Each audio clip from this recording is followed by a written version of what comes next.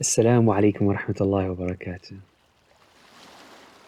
Find a quiet and a cozy spot where you can sit comfortably without any distractions. Put your phone on silent or on airplane mode.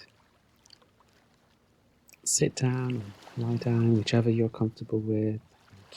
Close your eyes if you wish, or keep it open, whichever you feel comfortable with.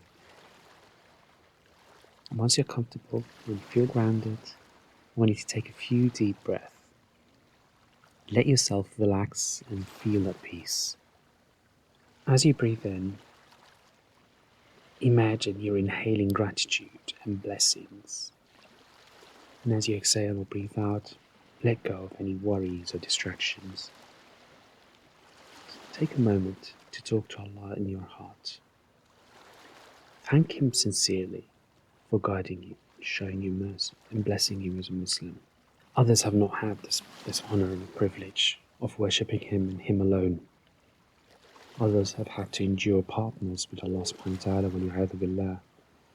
Others worship the most bizarre of items, all for the sake of reaching Allah subhanahu wa ta'ala. So in essence, associating a partner with Allah subhanahu wa ta'ala, yet you have been chosen by Allah subhanahu wa ta'ala to worship Him directly, with no intermediaries, no people in the middle, no prophet, no stone, no nothing.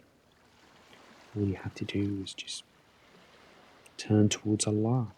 You can do that straight after a prayer. You can do that just by putting your hands together. You can do that without putting your hands together.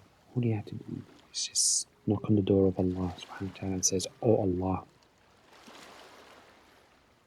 Now think about those aspects of Islam that touches your heart the most. The teachings about kindness, unity, justice, peace, love, care, attention, devotion, sincerity. They're truly something to be grateful for. Others do it, yes, but you do it. You attain its rewards, and your status in Jannah elevates when you do these. Show appreciation to Allah subhanahu wa ta'ala for giving you the gift of faith, a chance to worship, and the feeling of belonging to a community of believers. Think, when you have issues, you've got somebody to turn to. You've got the Creator, Allah subhanahu wa ta'ala, Almighty, All-Powerful, the one who can solve any issue you have. A quick sajda, a quick dua will address any issue you have. You can go and give money in charity and say, "Oh Allah subhanahu wa ta'ala, please alleviate this, or please do this, please help me with this." A quick phone call to a parent, a loved one, a family member, and then you say, "Oh Allah, help me do this, help me do that." Of course you're not doing the action for the sake of attaining something. You're doing the action as a form of worship. But after the form of worship, you're making a dua. You've got somebody to turn to who will never, ever close the door in your face, who will forever have that door, that connection with you open, so long as you take advantage of it, so long as you are on that path with Allah subhanahu wa ta'ala. Others do struggle with this concept. Others do not have this blessing. And inshallah subhanahu wa ta'ala, Allah guides everyone. Ya Rabbi. But you have been selected by Allah subhanahu wa ta'ala to have this opportunity. So you are never alone. Absolutely never alone. You are always being watched by Allah subhanahu wa ta'ala. Your affairs taken care of by Allah subhanahu wa ta'ala. And for that you've got to be grateful. You've got to be thankful. The next time you look at a food, you think, subhanAllah, Allah subhanahu wa ta'ala chose me to have this food. Others don't have it. Show appreciation. Thank Allah subhanahu wa ta'ala. Use the energy you've gained from that food for the sake of pleasing Allah subhanahu wa ta'ala. And that is showing gratitude for the provisions of Allah subhanahu wa ta'ala. Think about the aspects of Islam that touches your heart the most. Without being too emotionally attached, I ask you just to think of the tough times that have gone past you. Realize that they've only just made you stronger. and helped your faith grow. Every calamity that's befallen you should get you closer to Allah subhanahu wa ta'ala. Any calamity that's befallen you that may have led to you reducing your du'as or reducing your worships or reducing your connection with Allah subhanahu wa ta'ala is a sign of a weak iman. And for that you just say astaghfirullah azim, astaghfirullah from any wrongdoing that has occurred as a result of my reduced iman. And Allah help me be steadfast. But now I just want you to look at it in a positive light. You're still here. Alhamdulillah. All is good. Really, alhamdulillah. Now let's just focus on a few really, really, really lovely things that Allah subhanahu wa ta'ala has given us as provisions. Let's thank Allah subhanahu wa ta'ala for the good health that we enjoy. Alhamdulillah. For the family and the loved ones in our lives. Alhamdulillah. The safety and the protection that we feel. Alhamdulillah. You're able to sleep safe in the knowledge that you will not be raided upon or attacked or something like that. You have a robust shelter compared to others, protecting you from all elements. Alhamdulillah. You have access to food and nourishment. Alhamdulillah. Sometimes you can just desire and wish a certain food and you can go and attain it, get it, buy it, have it delivered. Others are reduced to just that one particular meal every single day for the rest of their lives. And so there's variety in itself. It's not just food, it's the variety, it's the nourishment that you get from it. Alhamdulillah. Shelter and a comfortable home, as we mentioned. Alhamdulillah. What about that forgiveness and the mercy of Allah subhanahu wa ta'ala? Wallah, you are drowned with the mercy of Allah subhanahu wa ta'ala. If Allah subhanahu wa ta'ala was to punish us for every single deed we did, every single bad deed we did, immediately straight after, or we were to be labelled by, like say, a black spot or a smell or something like that every time we did a bad deed, nobody would sit next to another person. And it's through His mercy that He has kept our sins secret, but given us the opportunity to wipe it off by a sincere repentance.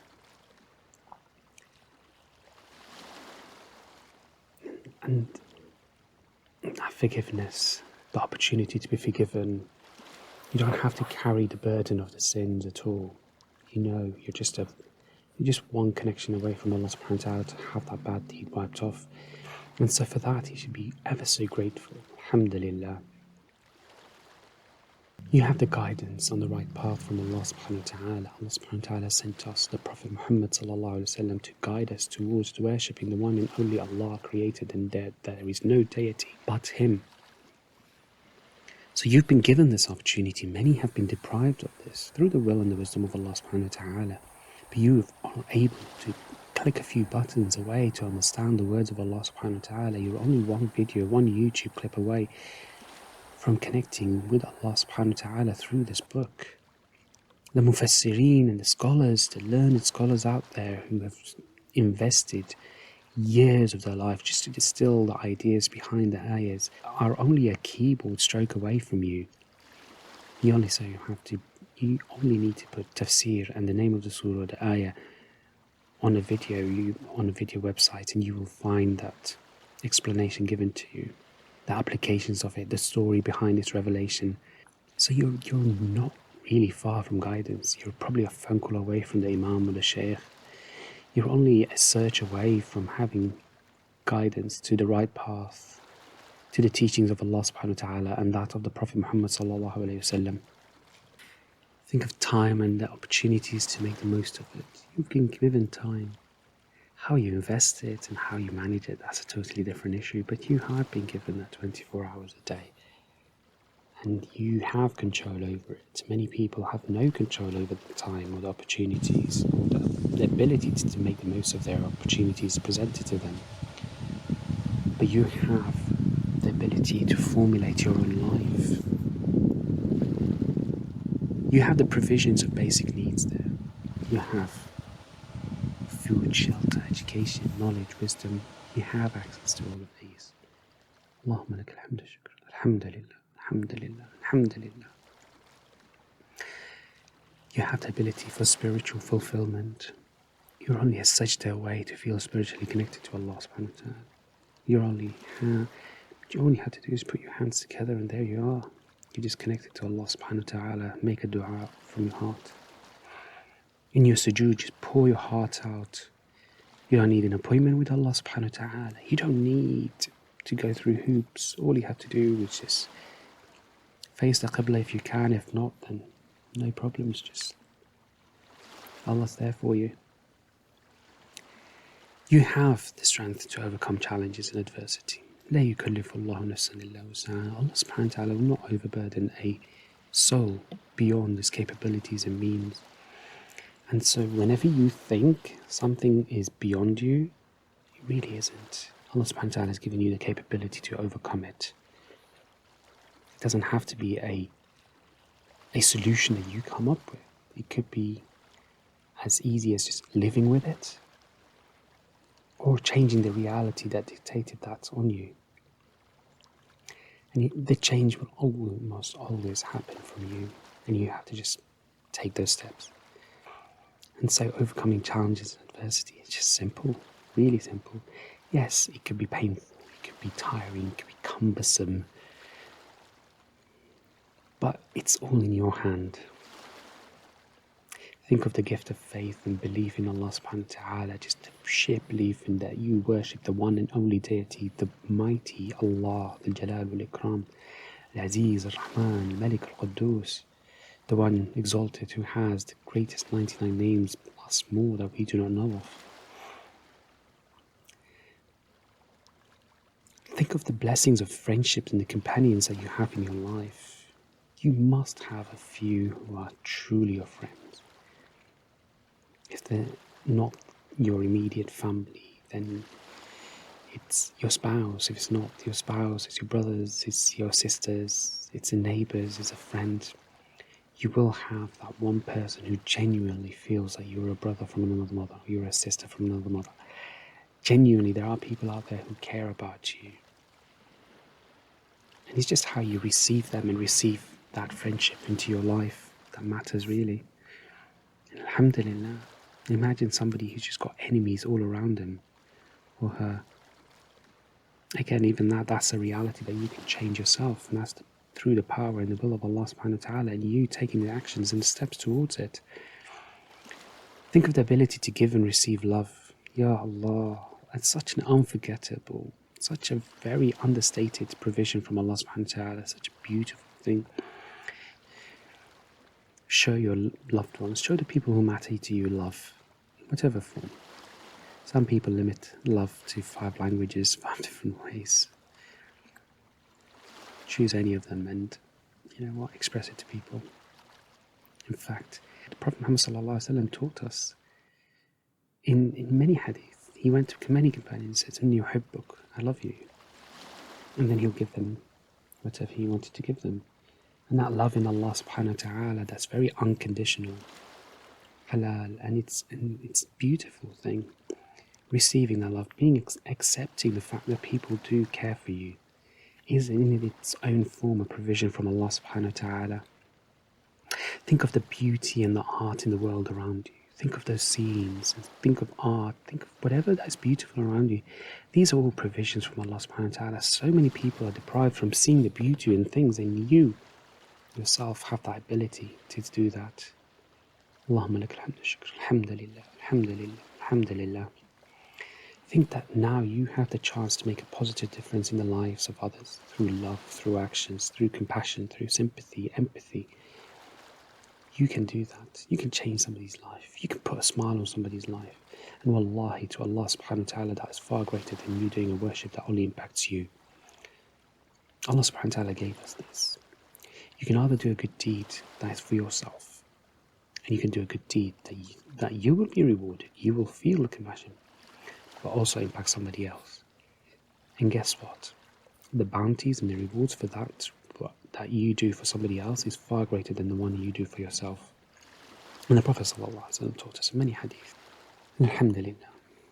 So you can do something for others. Alhamdulillah.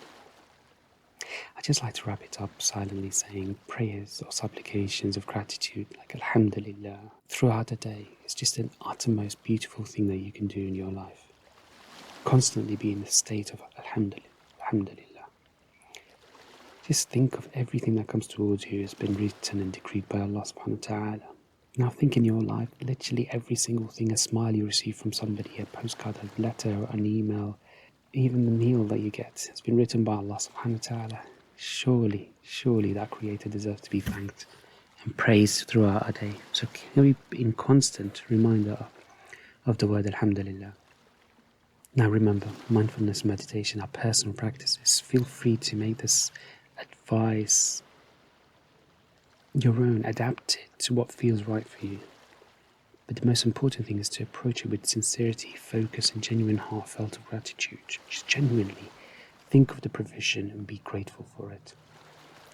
Long may Allah continue to guide and bless you on your journey. Now, as we come to the end, I will count to 4, and with each one we're going to say a dhikr to glorify Allah subhanahu wa ta'ala in it before we completely come out of this meditation. And 1, subhanallah, your eyes should start waking up, opening up. 2, alhamdulillah. 3, la ilaha illallah. 4, Allahu Akbar.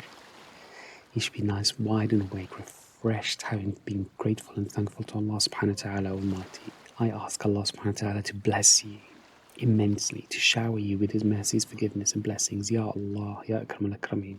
I ask Allah subhanahu wa ta'ala to always keep you in constant connection with Him and Him alone, and rekindle that relationship on a daily basis, to be thankful and grateful to Allah subhanahu wa ta'ala throughout your day, appreciating every single thing that happens to you, or in fact happens for you. If you found this in any way, shape or form helpful, I ask that you join the community, subscribe to this channel, comment, tell me, give me any feedback. I'd really appreciate it, and God willing, God gives me the strength that I'm able to respond and take on board any feedback you give me. I've been reading every single comment and I've really appreciated that, and it's really empowered me to give more and deliver more, trying to improve myself as much as I can, but also feeling those words and curating these words so that it's more applicable to us as Muslims. But most importantly, it's not just a meditation for the sake of it, but it's actually meditation for the sake of getting us closer to Allah subhanahu wa ta'ala. Beloved Prophet Muhammad sallallahu alaihi wasallam told us that إِنَّ اللَّهَ لَا يَقْبَلُ مِنْ قَلْبٍ غَافِلٍ لَاهِ.